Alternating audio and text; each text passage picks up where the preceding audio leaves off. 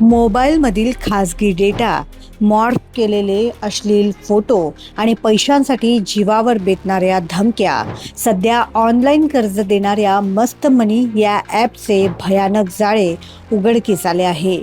गरजूंना 15,000चे छोटे कर्ज देऊन संपूर्ण मोबाईल डेटा चोरणाऱ्या या रॅकेटने देशभरातील हजारो महिला पुरुषांना आर्थिक आणि मानसिक कोंडीत पकडले होते.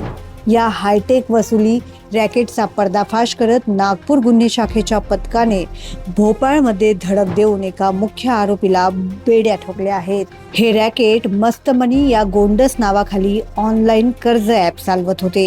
हे ॲप डाउनलोड केल्यानंतर काही तासातच गरजू व्यक्तीला 15,000 रुपयांचे कर्ज दिले जात असे. मात्र ॲप डाउनलोड करण्याच्या प्रक्रियेतच हे रॅकेट कर्जदाराच्या मोबाईलमधील संपूर्ण कॉन्टॅक्ट लिस्ट आणि खाजगी डेटा स्वतःच्या सर्व्हरवर डाउनलोड करून घेत होते. 15,000च्या बदल्यात 30 दिवसात 25,000 रुपयांची वसुली केली जात असे. जर कर्जदाराने पैसे देण्यास नकार दिला किंवा उशीर केला तर हे समाजकंटक संबंधित व्यक्तीचे फोटो मॉर्फ करून ते अश्लील संदेशासह त्यांच्या मोबाईलमधील सर्व नातेवाईक आणि मित्रांच्या नंबरवर पाठवून सामाजिक बदनामी करायचे.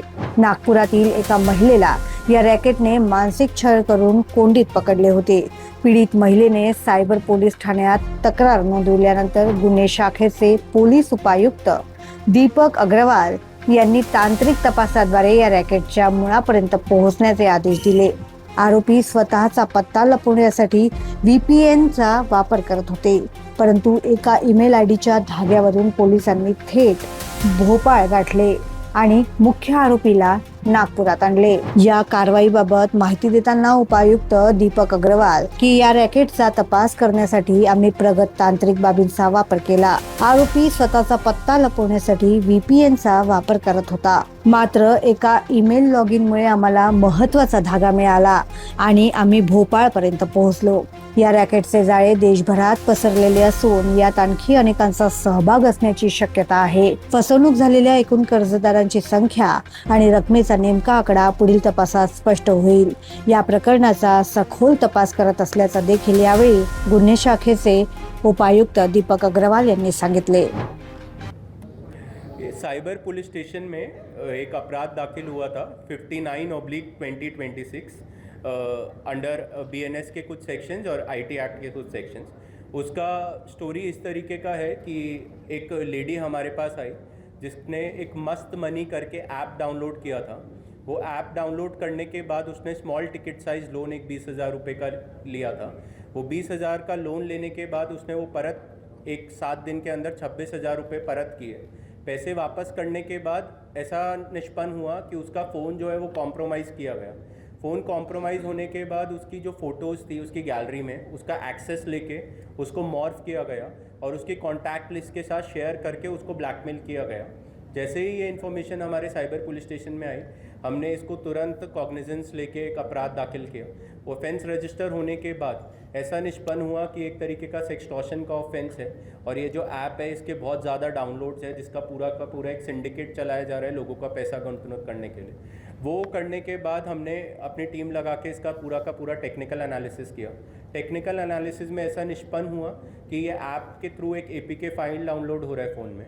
फ़ोन कॉम्प्रोमाइज़ हो रहा है और उससे आपकी प्राइवेट और पर्सनल इन्फॉर्मेशन जो है, जो कि आपका बैंक अकाउंट डिटेल्स, आपके कॉन्टैक्ट लिस्ट, आपकी फ़ोटो गैलरी, आपके मेल अकाउंट्स, आपके जीमेल मैसेजेस, सब कुछ कॉम्प्रोमाइज़ हो जा रहा है जिसका यूज़ करके साइबर फ्रॉड किया जा रहा है. ऐसा पता होने के बाद हमने पूरा का पूरा टेक्निकल एनालिसिस चालू किया एक टीम का गठन करके. टीम में पूरा का पूरा काम हमारे कुछ अधिकारी और कर्मचारियों ने मिलके किया. वो करने के बाद हमारे को एक लीड मिला. वो लीड मिलने के बेसिस पे हमने अपनी एक टीम को MP भोपाल भेजा.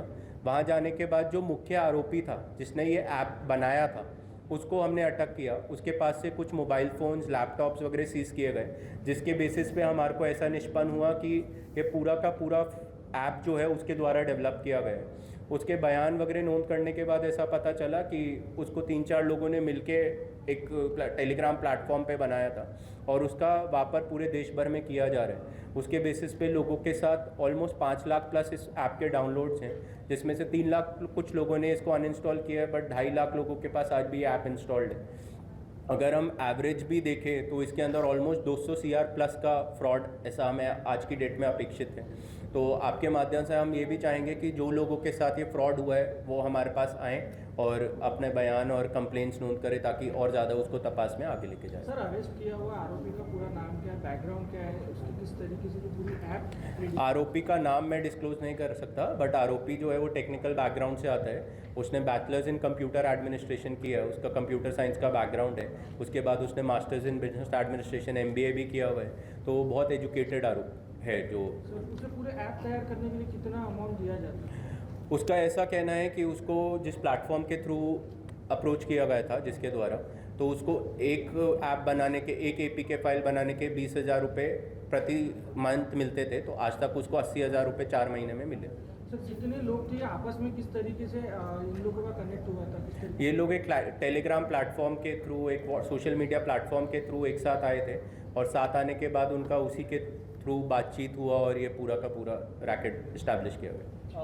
उसको कैमरा का एक्सेस मिलता था क्या, लाइव रिकॉर्डिंग का या रिकॉर्ड करने का? और सेकेंड, अगर हम वो APK इंस्टॉल करते हैं तो उसे अनइंस्टॉल करने के बाद वो जो वायरस है वो रहेगा या वो भी निकल जाता है अगर अनइंस्टॉल? ये सब टेक्निकल एनालिसिस में, फर्दर इन्वेस्टिगेशन में ऐसा निष्पन्न होगा। बट एज ऑफ नाउ जितना हम लोगों को प्रिलिमिनरी समझ आ रहा है, वो ऐप डाउनलोड होने के बाद आपका एक्सेस उसको पूरा जाता है, बट आप उसको अनइंस्टॉल कर देते हैं तो फिर वो APK फाइल भी बाहर निकल जाता है। वो निकलने के बाद आपका फ़ोन ठीक हो जाता है। सर, गूगल प्ले स्टोर से ऐप हटाया गया है और अगर इसकी आगे गूगल की भी अगर हुआ तो उसमें कार्रवाई होगा?